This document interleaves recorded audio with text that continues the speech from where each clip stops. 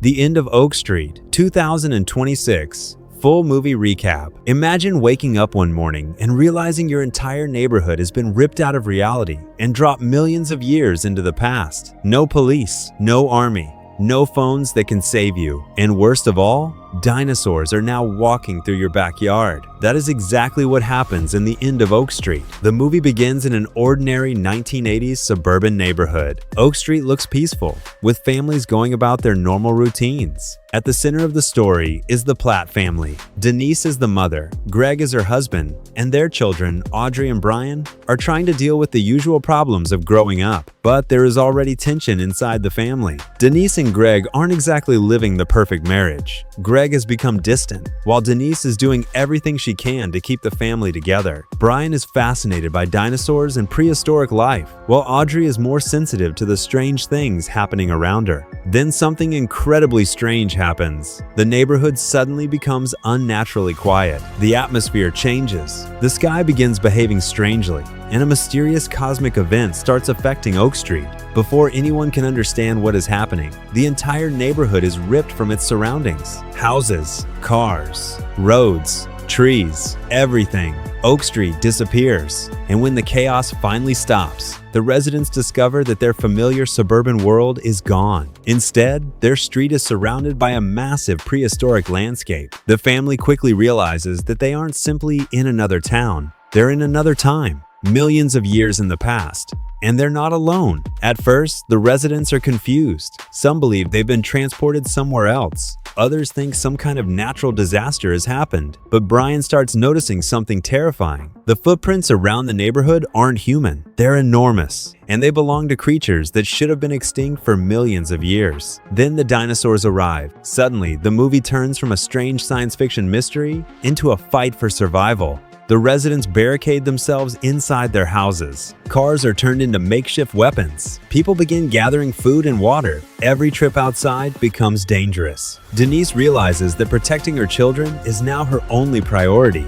But the dinosaurs aren't the only problem. The neighborhood itself has become unstable. The further they explore, the more bizarre the environment becomes. The family begins discovering clues suggesting that whatever transported Oak Street into the prehistoric world may not have been random. There appears to be some kind of anomaly connecting their world with the past, and that anomaly may be their only way home. Meanwhile, Greg tries to protect his family. Despite the problems between him and Denise, he refuses to abandon them. The family starts working together. Brian's knowledge of dinosaurs becomes surprisingly useful. He can recognize certain creatures and understand how they hunt. Audrey also becomes important because she notices things that everyone else overlooks. But eventually, the dinosaurs breach their defenses. The survivors are forced to run. The neighborhood that once represented safety has become a death trap. And then comes one of the movie's most brutal moments. A massive dinosaur attacks Denise and the others. Greg grabs a sledgehammer and tries to stop the creature. For a moment, it actually works. He manages to strike the dinosaur and knock it back. Everyone thinks Greg has bought them enough time to escape, but the creature isn't finished. As Greg leans over to help Denise, the dinosaur suddenly attacks again. It grabs Greg and violently kills him. Denise watches in horror as her husband is taken from her. The children are devastated, and Denise realizes something she may have spent years refusing to admit. Despite all their problems, Greg was still her family. She loved him. Now he's gone. But the family doesn't have time to mourn. They discover that the mysterious anomaly may still be active. The strange portal appears intermittently, creating a narrow opportunity to escape. The survivors race toward it, but reaching the portal isn't easy. Dinosaurs are everywhere. The group has to move across rooftops and through buildings, while prehistoric creatures attack from below. One by one, they attempt to reach the anomaly. Brian nearly falls to his death. A flying prehistoric creature grabs him, but the family's dog suddenly attacks the creature and saves him. For a moment, it looks like the family has lost everything, but they keep moving. Eventually, Denise, Audrey, Brian, and the remaining survivors manage to reach the anomaly. They jump through it, and suddenly, everything changes. They land in a suburban swimming pool. It's raining. A confused homeowner comes outside and demands to know what they're doing there. The survivors are confused. They ask what year it is, and that's when they realize something incredible. They haven't returned to the present. They have returned to the exact moment before Oak Street disappeared. They are back in their own time.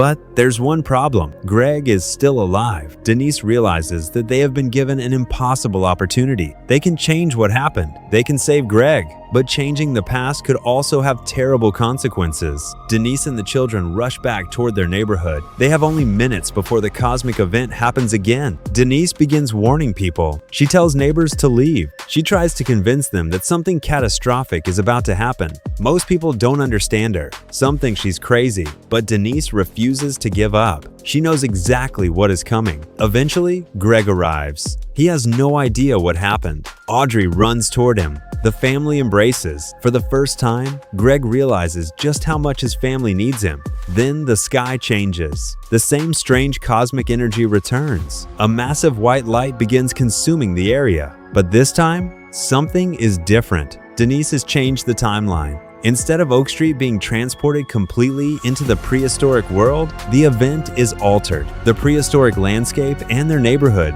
effectively exchange places. The disaster is no longer happening exactly the same way. And then, everything goes white. When the light disappears, the dinosaurs and prehistoric environment are left in the altered timeline, while Oak Street survives. The family has changed history. Greg is alive. Denise is alive. The children are alive, but the experience has permanently changed them. The movie then jumps forward 2 years. Denise has written a book, and the title of that book is The End of Oak Street. She has turned the impossible experience into a story, but the movie makes it clear that this isn't simply fiction.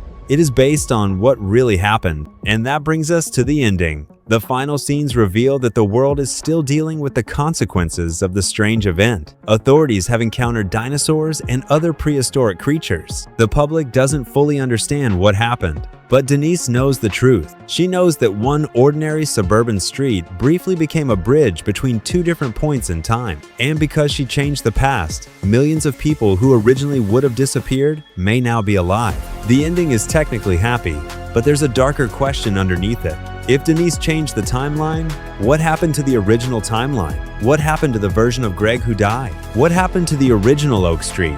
And did Denise actually erase an entire reality to create this new one? The movie never gives us a completely straightforward answer. That's what makes the ending so interesting. The film isn't really about dinosaurs. The dinosaurs are the spectacle. The real story is about a family that is forced to confront everything they've taken for granted. Denise begins the movie trying to hold together a family that is already falling apart. By the end, she has literally traveled through time to save that family. Greg's death becomes the turning point. Without losing him, Denise may never have realized how much she still cared about him. And without the children, she may never have had the courage to change history. So when the movie ends with Denise publishing her book, the title has a double meaning. The End of Oak Street isn't just the name of the movie. It's the end of the life Denise knew before the disaster. The old Oak Street represented normal life. The new Denise represents someone who has seen the impossible and survived it. And that is why the ending isn't simply, everyone survived, the end. The real ending is about the consequences of changing reality. Denise saved her family,